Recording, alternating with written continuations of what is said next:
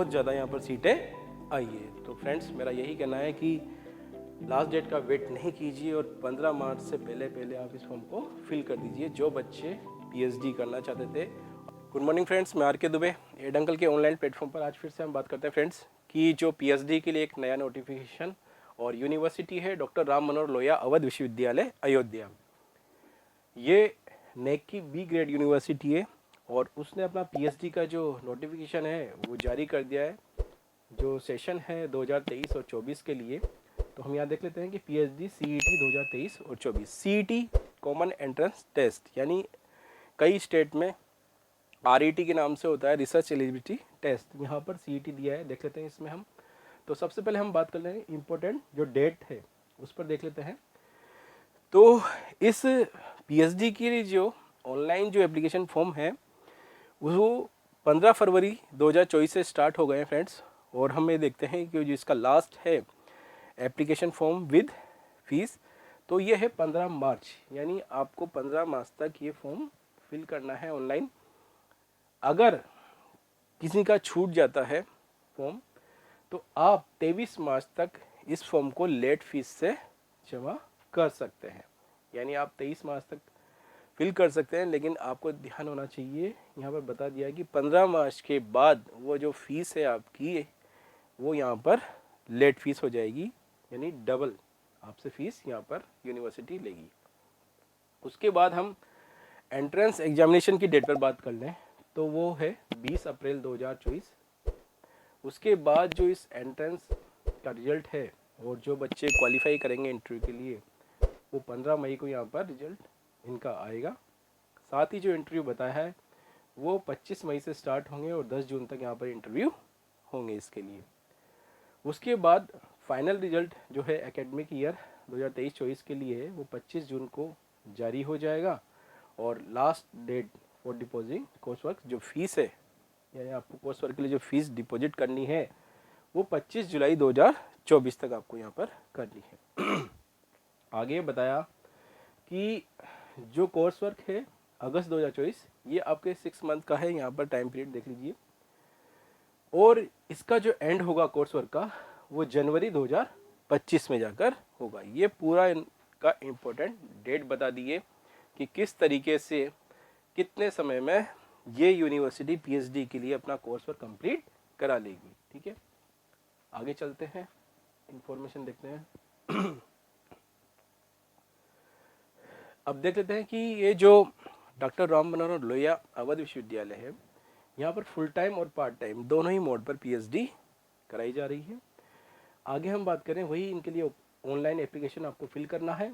अब देख लेते हैं कि यहाँ पर 2 फेजेज है, यानी आपको एक तो आपको रिटन टेस्ट होगा और दूसरा आपको यहाँ इंटरव्यू या वाइवा आप कह सकते हैं यहाँ पर वो होने जा रहा है। साथ ही आगे ये बताया गया है कि जिन बच्चों का वैलिड फेलोशिप जिसमें आपकी जेआरएफ, यूजीसी नेट और सीएसआर नेट गेट, ये इनमें जो आपकी फेलोशिप है ऐसे बच्चे, साथ ही जो रेगुलर वर्किंग टीचर है एम्प्लॉय डॉक्टर राम मनोहर लोहिया विश्वविद्यालय या जो एफिलेटेड जो इनके कॉलेज हैं, एडेड कॉलेज हैं गवर्नमेंट, उनमें जो रेगुलर जो फैकल्टी है उनके लिए बताया गया है कि ऐसे कैंडिडेटों के लिए यहाँ पर रिटन टेस्ट से छूट है। यानी ऐसे कैंडिडेट जो ऑलरेडी जिनका जेआरएफ नेट है या फिर वो रेगुलर फैकल्टी हैं कहीं ना कहीं गवर्नमेंट में, तो वो सीधा अपना इंटरव्यू में शामिल होंगे। आगे हम बात कर लेते हैं।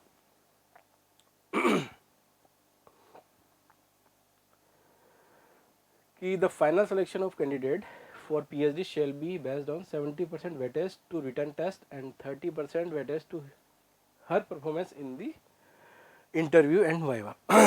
यानी आपका 70% जो वेटेज है वो तो आपका जो सीडी का जो मार्क्स होगा वहाँ डिपेंड करेगा और आपका जो 30% है वो आपकी जो परफॉर्मेंस है इंटरव्यू में उस पर डिपेंड करेगा। आगे हम बात कर लें मेन पॉइंट पर फ्रेंड्स। ठीक है, अब जो एंट्रेंस टेस्ट सिलेबस है उसमें बताया गया है कि 50% क्वेश्चन आपके रिसर्च मैथोलॉजी से होने वाले हैं, साथ ही जो 50% क्वेश्चन आपके सब्जेक्ट बेस्ड होंगे। ठीक है, और वहीं आपको 50% से ये क्वालिफाई करना होगा। 5% का रिलैक्सेशन दिया है यहाँ पर ST SC OBC, different able category, EWS, ये सारा आपको यहाँ पर 5% का इनको दिया गया है। आगे फ्रेंड्स हम बात करें मेन टॉपिक पर। सिलेबस इनकी साइट पे दे दिया है, www.rmlau.ac.in पर आप चेक कर सकते हो जाकर।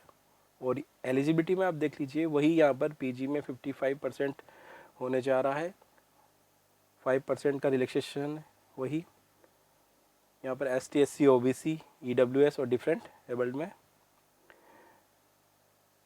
उसके बाद हम देख लेते हैं यहाँ पर कि जो आपके लिए क्या क्या ऐसे डॉक्यूमेंट्स होंगे जो आपको फॉर्म सबमिशन में यहाँ पर ज़रूरी है। तो सबसे पहले तो बताया है कि एक वैलिड ईमेल आईडी, आपके पास एक मेल आईडी होना चाहिए वैलिड, आधार नंबर आपके पास होना चाहिए, और एक्टिव मोबाइल नंबर, यानी जो आपका अभी वर्तमान में चालू है मोबाइल नंबर, वो यहाँ पर होना चाहिए, ताकि जो भी इंफॉर्मेशन होगी आपको मेल और आपके मोबाइल नंबर पर यूनिवर्सिटी सेंड कर देगी।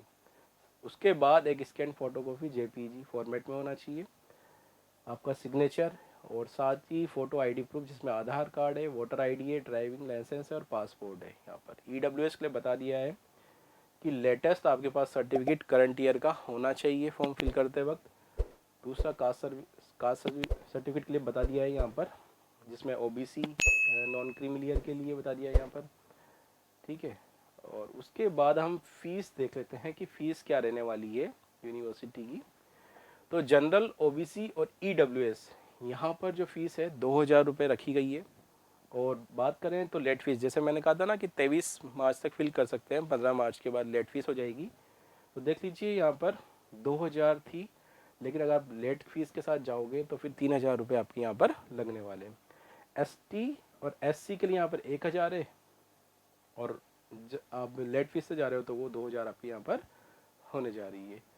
तो आप देर न कीजिए और इस फॉर्म को टाइम देते हुए फिल कर देना। आगे हम बात करें फ्रेंड्स, देख लेते हैं इनकी सीट पर, देख लेते हैं हम कि किस सब्जेक्ट में कितनी कितनी सीट यहाँ पर रखी गई है। रिजर्वेशन पॉलिसी वही गवर्नमेंट के अकॉर्डिंग, स्टेट गवर्नमेंट के अकॉर्डिंग।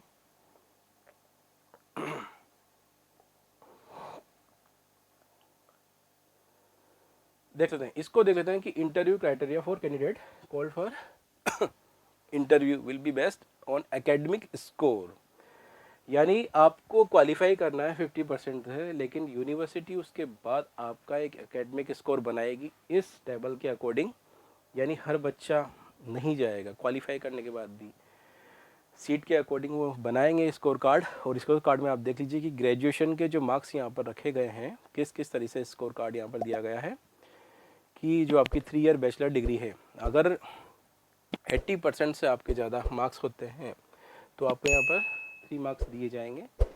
अगर आपके 60 to 80 का है इसमें बीच में, तो आपको 2 मार्क्स हैं। और 50 से 60 के अगर बीच में आपके बैचलर में है तो आपको 1 मार्क्स यहाँ पर दिया जाएगा। किसी बच्चे ने इंटीग्रेटेड कोर्सेज किया है यहाँ पर ग्रेजुएशन का, बैचलर डिग्री देख लीजिए, अगर 90% से अबव है तो 3 मार्क्स है उनके लिए, और 85 से 90 हैं तो 2 मार्क्स है यहाँ पर, और 75% देख लीजिए यहाँ पर। और इसमें बताया है कि 75 से 85 के बीच में अगर रहता है तो 1 मार्क्स यहाँ पर दिया गया है। पोस्ट ग्रेजुएशन में देख लेते हैं कि वही अगर 2 ईयर मास्टर डिग्री प्रोग्राम आपने किया है तो यहाँ पर 80% से अबव है तो 3 मार्क्स, 60 to 80 है तो 2 मार्क्स, और वही यहाँ पर देख लीजिए 60 to 55 का है तो 1 मार्क्स वहाँ पर आपको मिलेगा। 1 ईयर मास्टर डिग्री प्रोग्राम में आप देख लीजिए कि 80% से अबव है तो 3 मार्क्स, और 60 to 80 में 2 मार्क्स, और 60 और 55 में 1 मार्क्स यहाँ पर है। साथ ही बताया कि एमफिल, जिन बच्चों ने एमफिल 60% से ज़्यादा किया है उन्हें 2 मार्क्स है, और जिन बच्चों ने 55 और 60 है तो वह 1 मार्क्स है, यानी एमफिल का भी यहाँ पर मार्क्स दिया है। उसके बाद वैलिड फेलोशिप यहाँ पर बताई गई है, जो नेट UGC नेट और CSR नेट की 7 मार्क्स यहाँ पर दिए जा रहे हैं। साथ ही नेट और स्लेट जो यूपी है, यूपी का, उसके लिए देख लीजिए 1 मार्क्स यहाँ पर दिया जा रहा है। और टीचिंग एक्सपीरियंस तो यहाँ पर एक्सपीरियंस के 6 नंबर यहाँ पर दिए गए हैं, 6 मार्क्स। और ये बता दिया गया है कि 3 मार्क्स फॉर 1 ईयर ईच, यानी 1 साल का आपको 3 नंबर, तो यानी ज़्यादा से ज़्यादा 2 साल यहाँ पर 6 नंबर आपको दिए गए हैं। आगे हम बात कर रहे हैं कि valid fellowship scholarship in UGC NET, UGC CSIR NET GATE, उसके लिए मैक्सिमम 7 मार्क्स यहाँ पर दिए गए हैं। और सेकंड में बताया है कि सीरियल नंबर 4, 5, 6, तो मैक्सिमम मार्क्स है 7 मार्क्स। यानी हम ये देखें लास्ट में हमने कि जो कॉलम 4, 5, 6, यानी ये 4, 5 और 6, इनमें अगर कोई कैंडिडेट है तो उसे मैक्सिमम कितना मिल सकता है, 7 मार्क्स, इससे ज़्यादा नहीं दिया जाएगा। ठीक है, अब बता दिया है कि number of candidates called for interview shall be decided by the university, कि यूनिवर्सिटी इस स्कोर, एकेडमिक स्कोर के आधार पर और आपके मार्क्स के आधार पर जो सीईटी के थे फिर आपको इंटरव्यू के लिए कॉल करेगी।